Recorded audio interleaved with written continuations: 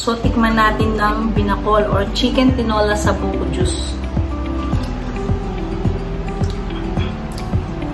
Ay! Grabe ah! Manamis-namis pero masarap.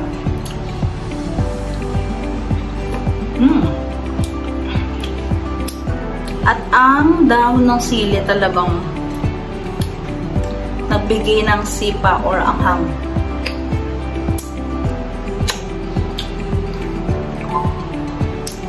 Masarap. Manamis-namis. Para din siyang tinola talaga na gamit sa tubig.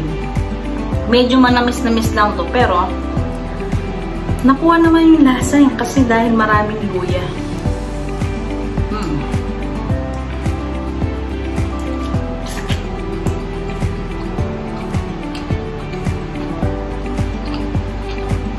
Sarap. Pero hindi na ako guys magkakanan kasi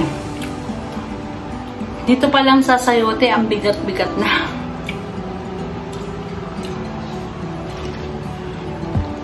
Grabe, sarap. Para kang kumakain dun sa probinsya. Gamit ang buko. Grabe.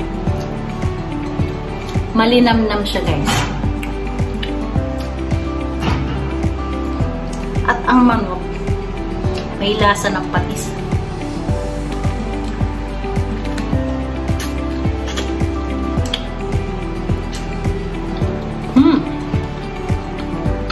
Hot.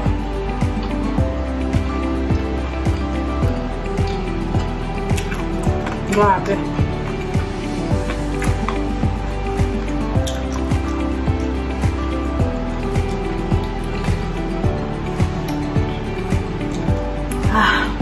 Sarap.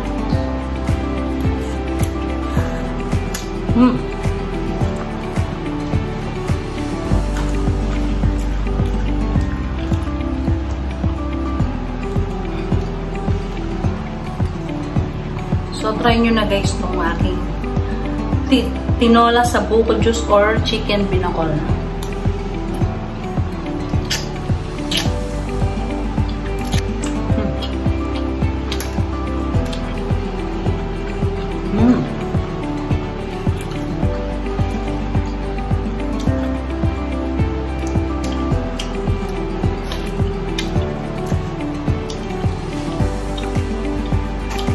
Grabe oh.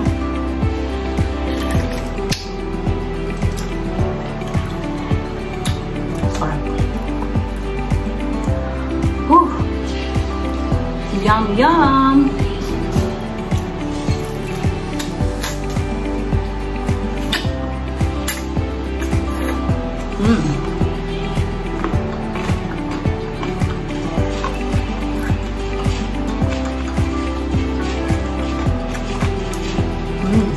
Sarap.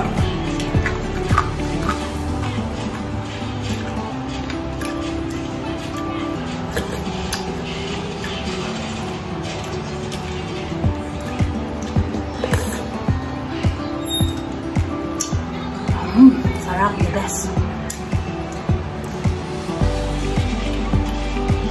Nabusog ako sa sa sabaw at sa sayote.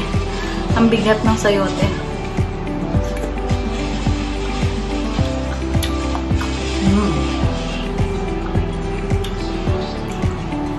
Grabe guys. Malinamnam, manamis-namis ang chicken tinola sa buko juice or also known as binakol. So, napanginintay nyo guys. Try nyo na to. Watch my live. Sarap.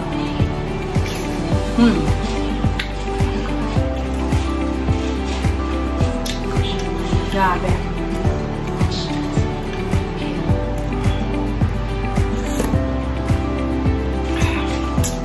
Sarap.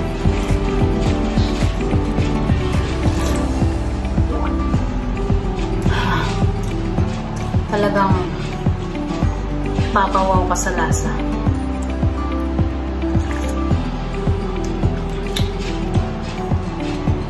Grabe, oh.